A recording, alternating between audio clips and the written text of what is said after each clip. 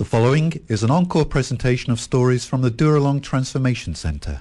It's 10.5 past 10 on this Wednesday morning. Sat opposite me is Steve, who I briefly introduced to you before the 10 o'clock news, but we've not frightened him off. Steve is still here, so I'll say good morning again to Steve. Good morning, Steve. G'day, mate. How are you? I'm very well, and you were saying that you're doing pretty good. You've been at Dooralong, you said, for about coming up for 4.5 months. Yeah. So things are going well now, but things haven't always gone well in your life, have they? No, they definitely haven't. They haven't. It's drugs. Yeah, drugs. Yeah. Drugs. And when did they rear their ugly head for you? In my adolescent years, teenage years, that's when drugs started to take a role in my life. Yeah. And it wasn't a positive role, but it was there at the time, you know. So, and what was that? Just with your mates experimenting, or? Yeah, with mates and pressures of being a teenager, mixed thoughts and emotions, not knowing how to deal with that, and then when drugs come on the scene, it provided a release that because they don't teach you at school, do they? How to sort of, how to deal with your emotions and how to deal with your feelings. It's sort of, I don't know whether they do now, but they certainly didn't in my time. No, it was pretty much unheard of then. They just leave you to sort of sail your own boat across it all. Yeah, I think a lot of that comes down to the parenting as well, like only doing the best they can. Yeah. From how they were brought up. Exactly, and it just repeats itself, doesn't it? So we need really good role models, and we really need some of the sort of life lessons that you probably are getting now at Dooralong. Yeah, definitely, yeah. So you slipped into drug taking in your mid-teens, was it? Yeah. And how long did it take before you became an addict? It was pretty much straight away. By the second time I was smoking smoking marijuana, I was definitely hooked. Yeah. Wow. Yeah. Is that unusual in the drug taking community? I'm not sure. I'm no expert on it. No, I can always talk from my own experience. Yeah. And it just provided, like I said, it provided a release from what I was going through. And it would have stunted me emotionally for a certain amount of time, for a good amount of time, but. So 17 or 18 and you're already an addict? Yeah, a bit before that, but yeah. What about finding a job? Did it interfere with that? No, never interfered with finding a job. I had a job before I left school, and into leaving school. I've had really good job opportunities. I've always been a worker. My work ethic's always been pretty strong, you know. Good. Yeah. Do you think your work was affected by your drug taking? Oh, definitely. Yeah, especially as a young adult. The getting out of bed and responsibility side of things. Yeah, that was the biggest problem. But from what you say and the work ethic being important to you, you made it a point of honour that you sort of turned up and did your job well. Yeah, turned up, and I've been lucky in the sense of I can be shown how to do something and just pick it up quite easy. Yeah. Did your workmates know that Steve had a problem? Yeah, well, most young fellas working together, they talk, they chat. And they notice. Yeah, it's never really taken on as a problem. It's just something as the boys do, and it's that culture. So here am I saying, did they know you had a problem? They didn't perceive it to be a problem. Yeah, well, they probably had a problem themselves. Yeah. But blind to that, especially while young. Yeah. And what about home life? What did it do as far as sort of relationships at home were concerned? I just blocked out all the nagging, really. For me as a young person, I would say I was well provided for as a child. There was just certain factors in my childhood life that played a part, and I don't think anyone's undeserving of a clip around the ear as a kid sometimes, but it's not to do with that. It's more the emotional things that really actually took a role. Yeah. Yeah. And Okay, 17 or 18, or you've now got a job and you're functioning well at that job. It must have taken a turn for the worse at some point, because obviously you're now at Dooralong. So how did it sort of unfold, or and what was your low spot? When, no, I'm not phrasing that very well. When did it become a problem that you recognised, Steve, I'm going to have to do something about this?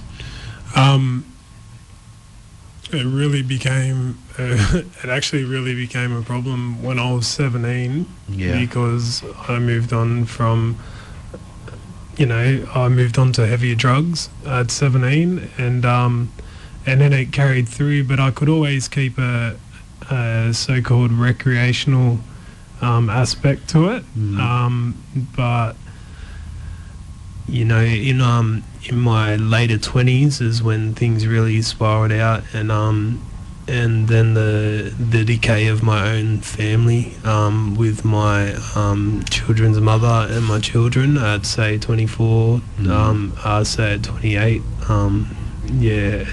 that was a bad time. Yeah, it was just a bad time. 28, 29. So by then you had your own family, you had kids? Yeah. When you had kids, was that not a wake-up call for you to get your life back on the straight and narrow? Oh, it definitely was a wake-up call, I'd for myself, I can only talk for myself when I say this, but I don't want to be a drug addict. And I think for other addicts as well, I feel empathy for other addicts, people that are trapped in addiction, because I know the pain of not wanting to be a drug addict, but I just couldn't help myself. And so you're really conflicted. You were a young dad with kids, and you desperately wanted to be a good dad, but there was another part of your brain that just craved these drugs. Yeah, just tearing myself apart between a habit and the shame I felt because I was not being I wasn't living up to my true potential as a parent and as a human being. Yeah, not being the person you wanted to be. Yeah, well, it's all about isometrics, isn't it? Equal dimensions of body and mind. So, so you say there that there's a lot of shame around it, a lot of guilt. Sounds as if you didn't like yourself very much. No, definitely didn't. But there is always a way, I knew what I had to do. I just had to surrender. I just had to ask for help instead of trying to take on the world by myself without any tools. Because it should be one of the most joyous and happy times of your life. You've got a young family, you've just become a dad, and for the majority of fathers at that stage, it would just be a wonderful experience. But here are you, and you're hating yourself.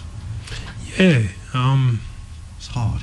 Yeah, but self-pity will only get me so far, Yeah. I had to take some action, and I've done so. Okay, what action did you take, Steve? Well, I got into rehab. Yeah. We're not talking here about Dooralong, are we? Talking about another one? Or? Yeah, I actually went to a rehab before this, a few years back, and I ended up with 2 years clean time. Last year, and since then, I've built, life's been really good, Yeah. But I just let things get on top of me again, and I got 2 years clean, and last year I folded, and I just succumbed to pressures of life, working 12, 13-hour days in the civil construction industry, and the culture of drinking beer, and just pressures with family life, even though being separated and whatnot, but the pressures of co-parenting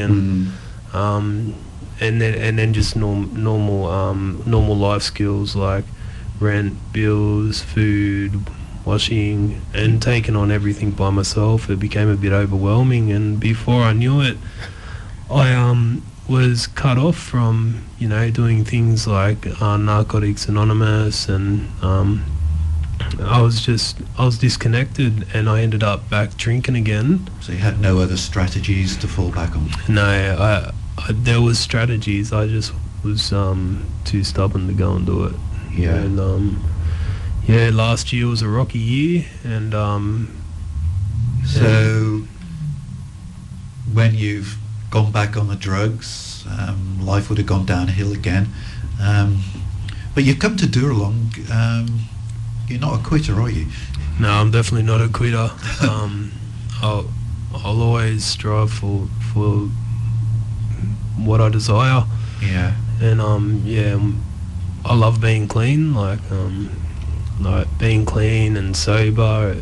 It's attractive. Yeah. It's very attractive. And, you like yourself when you're clean and sober. Yeah. And what I put out is what I attract. And I just want good, healthy people in my life, and I want to be a good, healthy person myself. Yeah. So during that time when you had sort of fallen off the wagon, I think is what they say, and we're back on the drugs and the alcohol. Who introduced you to Dooralong? Well, it was a good job, but it was definitely through my clean friends in the Narcotics Anonymous program. Yeah. And you know, a friend knows a friend at Pathways in Maroubra, and they rang me up, said, "Do you still want to go to rehab?" I said yes. They pretty much hung up on me, sent me a text, "Call this number." So I called him, and Did you know who the number was? Did you know who you were ringing? I've never met the person, but his name's Julian. Yeah. And big shout out to him, because doing the phone intake and seeing if I'm applicable to enter a residential rehabilitation program with the Salvos, the bridge program, and then just leaving it in his hands, like him like persevering through the phone phone induction, you know, and I was obviously in all sorts of a mind, and so persevering through that, filtering through what he needed to do, and doing the assessment, and just asking me, so where do I want to go, and you know, what rehab I want to be in. I said, I'll leave that up to you, because I'm in no state of mind to make this decision. Yeah, and you don't have the sort of the information, the knowledge to make an informed decision, do you? I just until it was just a part of surrendering, you know, just let go and let someone else, you know, control this, because it's going to benefit me. So Julian suggested Dooralong Transformation Centre. Dooralong, and I waited a month and a half and done my 5 days detox at William Booth, and they transported me up to Dooralong. And that was 4.5. Well, when I asked Steve this morning how long have you been doing Dooralong, it wasn't 4.5 months. You actually know to the very day, don't you? Yeah, it's 4 months and 12 days since I started William Booth. Yeah. So since this process. Yeah. So this is a significant journey you're on, and that was a significant day. 4 months and 12 days ago, you started this journey. Yeah. And so far, so good. Yeah, it is good. It is good. You like yourself now? Yeah, definitely. Good. Definitely. 10:30, a few minutes away from 10:30, talking to Steve this morning from the Dooralong Transformation Centre in his recent journey to get clean. We left him at the point where he has arrived at Dooralong, and he's been on this journey, he tells us, for 4 months and 12 days. So you're now at Dooralong.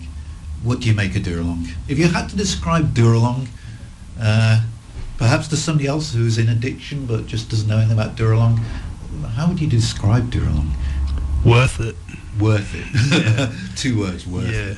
Yeah. But it's a really healing place. Just removing myself from all that negative chatter and everything that comes with the lifestyle of an addict. Crime and an addict, you know, and then coming out to Dooralong itself in that rural area, it's just you just start to heal. I've not heard it described that way, but I think that's that perfectly hits the nail on the head. It is a healing place, isn't it? Not just healing for the physical body, but for the mind and the spirit as well. Yeah. Yeah. And you respond to that sort of wildlife setting. I know some people, are city boys and they prefer perhaps a city-based program, but for you, Dooralong's good. The right place. Yeah. Well, I grew up on a semi-rural setting until I was 8 years old. So Yeah. I do like it, but I do like the city too. I love the hustle and the bustle and the atmosphere. Yeah. But no, I think that's why I live in suburbia, because it's a little bit of both. Yeah. But when you need sort of healing of the soul, Dooralong's a pretty good place. Got to head to the bush. You got to head to the bush. What was your first week like? Because you've been looking forward to coming to Dooralong. You'd had to wait a little while to get there. What was it like in reality when you got there? I felt a big sense of relief. I thought, right, I'm safe now. Yeah. And when I finally got there, or even when I got to the detox, but from that detox onwards, I was like, right, I'm safe now. Now it begins, and I tackled it with a really positive attitude, and then as I started to as I really started to dry out and eat well again, and my mind started thinking again, and I started, getting my feelings and emotions back. It was so much, it was so full on, I just blocked everything off because it was a lot to take on. With emotions and that, and I hardened to the program a little bit, and then became a bit resistant. I then took on a form of resistance to it, and then I had a lot of support in the area, especially from the staff, and then come to the conclusion that I was being a headache to myself, and it was just so much hard work. And then I opened myself back up again, and you know what, I just work through them feelings now, and I've noticed, like, now that, because things will be really good, and then I'll go in that bit of a trough again, but I won't be resilient to it now. I can sit with those feelings and of uneasiness, or I can just sit in those feelings now and talk about it maturely, instead of closing off to it again. Yeah. And now you recognise that pattern, so that when you do sort of slip into that time again, you'll know what to do. Yeah, well, it's okay. It'll pass. Yeah. It'll pass. Yeah. And those emotions, and look, we're not asking you to sort of bare your soul on the radio, but those emotions, they probably had to be dealt with. They've probably been there for a long time in your life, have they? Yeah, definitely. So they needed, and Dooralong is a really good, safe place to sort of open up and sort of deal with the confrontation of myself. Yeah, that's right. It's almost like you're getting to know yourself, isn't it? Yeah. And not hiding away from some of those feelings. Yeah. Figuring out who I am. What's at the core of who I am as a person. Yeah, it's hard work. Oh, definitely. But rewarding. Yeah. I was asking Steve, whilst that last track was playing, I was asking Steve about some of the courses they have at Dooralong, and which he found the most useful. And I was suggesting to him things like mindfulness or anger management, but what was the one that you came up and you said? The Alpha course. Yeah, the Alpha course, which is the Christian-based course, isn't it? Yeah, the Spirit course. Yes. Yeah. And I just finished that course last week with my peers, and what I got out of it the most was what I learned the most about it, and I was asked this before, was learning that it takes work to build a relationship with God. Yeah. And I went away. I went on a weekend leave just this weekend gone, and I couldn't get to church because it was just running riot with the kids, and and I didn't pack my Bible with me. But when I got back, on that Sunday, and that night I just laid there and I read the Bible, and just to feel it all shift again inside me, I was just like, that relief. Like, I think I actually got a bit anxious. Not, but sort of separation anxiety. Once I suppose opening my heart to this program is also opening my heart and finding relationship to God, and that is my higher power. Did you have any sort of church background growing up? Well, on my father's side of the family, they're all Catholic, and mum's side's Protestant, but I've always believed in God. I called on the emergency God a lot in my life. I think we all have. But now it's good to pray to God, just in thanks. Yeah, just have a conversation. And just a conversation. And again, Dooralong's a great place to take yourself off into the bush and just sort of sit down and just sort of be in the presence of God. Yeah, be in the presence of God, and like even in the presence of our mentors, like Scott White the other night. Congratulations on that. And yes, we've spoken to Scott. He's become a mentor, has he? He's a mentor now. Excellent. Stronghold in the community. And there's other people like Simon, and we spoke to Simon last week, in case listeners can remember. Simon. He's actually in the studio now because he acted as your chauffeur. In my support and positive role model, and the names go on, like Glenn, far out. He's a stronghold in my recovery too. So but and you were telling me you go to Eastlake's Church out at Belmont every Sunday. Every Sunday. That's becoming my church. I'm starting to know people by first name now, and feeling comfortable there. Starting to feel comfortable there, and I'm just starting to feel comfortable all over, really. I don't think 4 months ago I could sit here and talk on the radio, even though no one can see me. So I'm getting there. It's progress, not perfection. Where were you? Well, we know where you were 4 months, 12 days ago. You're just starting at William Booth. But we turn the clock back, say 12 months. What would the Steve that we see 12 months ago look like? The Steve you seen 12 months ago was all about going to work. Work. Yeah, 12 months ago I would have just been back into addiction, back into my relapse. So a bit before that was work, but it started back with the beers and that culture after work, like we were talking about before, and I just felt myself sliding. I was a conflicted person.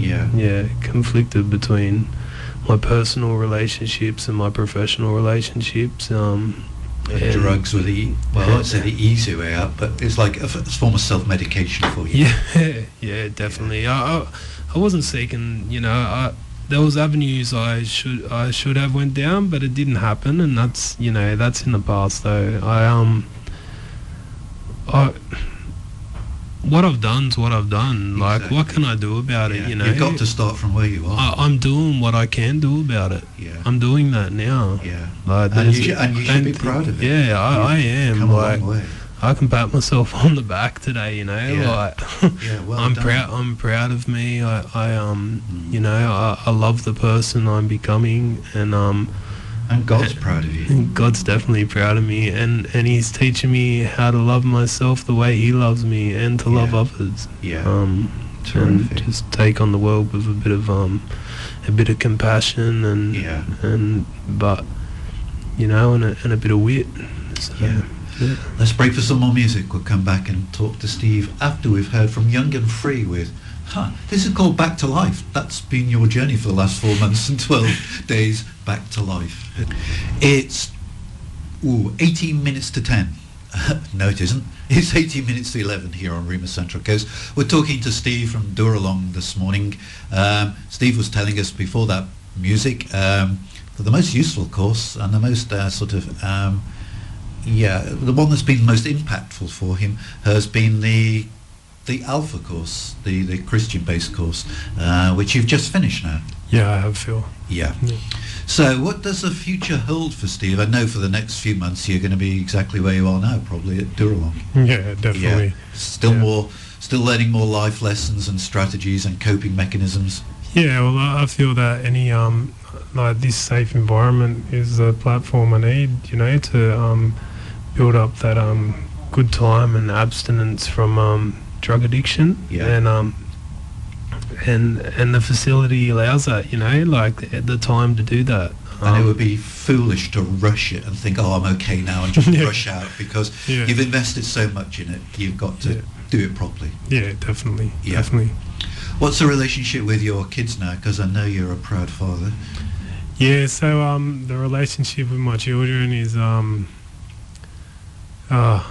it wrenches on my heart every day. Like, I think about it every day. How old are they?